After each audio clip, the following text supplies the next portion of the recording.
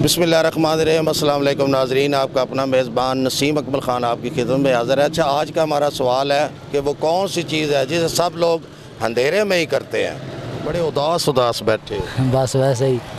अच्छा, केड़ी चीज़ है जेड़े सारे लोग अंधेरे च ही करते?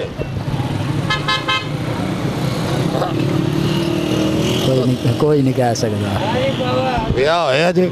जा कितने साल हो गए? तकरीबन 13 साल हो गए। तो फिर तुसी आप जानते हो सारियां गल्लां तो साडे। अस्सलाम वालेकुम भाईजान, वो केड़ी चीज़ है जेड़ी सारे लोग अंधेरे च ही करते हैं? सारे लोग अंधेरे अंधेरे च करते हैं, रोशनी च नहीं करते। रोशनी नहीं जी, आख्या चादर। ए बंदा काम दे। वो केड़ी शै है जेड़ी सारे लोग अंधेरे च ही करते हैं? केड़ी शहर सारे लोग अंधेरे च ही करते हैं। अदब नाल जवाब देना, टीवी ते आ रहे हो तुसीं। अच्छा, केड़ी शहर अदब नाल ब्याह होया जी। सोचो।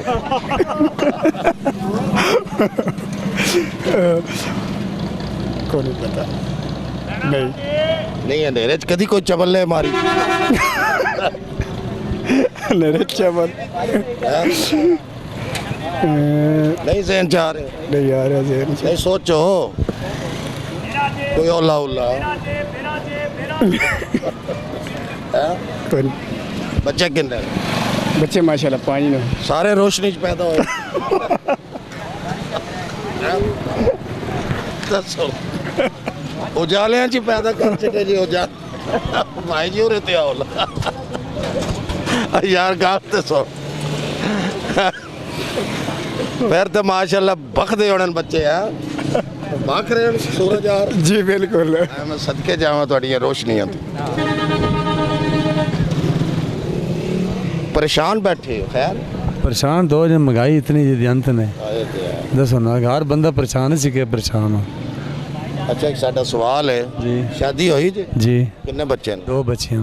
अच्छा, ये दसो भी वो केड़ा काम है जेड़े सारे बंदे अंधेरे च ही करते हैं? वो जेड़ा काम एक ही काम है, वो इतना अपन नहीं पता। अंधेरे च कर दे, चानन च केड़ा करदा? कोई भी नहीं करदा। कोई भी नहीं करता। अच्छा, तुहानू समझ नहीं आई, वैसे जवाब हो रहा है। अच्छा, ये दसो केड़ा काम है जेड़े सारे बंदे अंधेरे च ही करते हैं? सारे ने पता अंधेरे च केड़ा केड़ा हुंदा। नहीं, वो जवाब हो रहा है वैसे। नहीं नहीं भाईजान की हालात ने, ठीक हो? अच्छा, ये दसो केड़ा काम है जेड़े सारे बंदे अंधेरे च ही करते हैं? केड़ा काम है जेड़ा अंधेरे च बंदे करते हैं?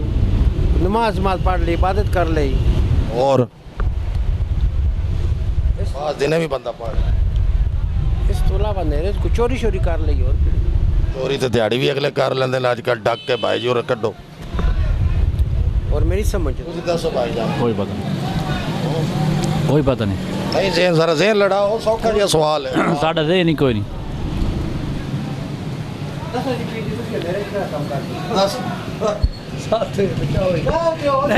दस छो। नहीं तुसा रहन दियो। नहीं पता नहीं है। नहीं पता ही नहीं। हाँ जी, आज का हमारा सवाल था कि वो कौन सा काम है जो सब लोग अंधेरे में ही करते हैं? वो है रोशनी। जब अंधेरा होता है सब रोशनी करने के लिए बटन ऑन करते हैं तो रोशनी हो जाती है।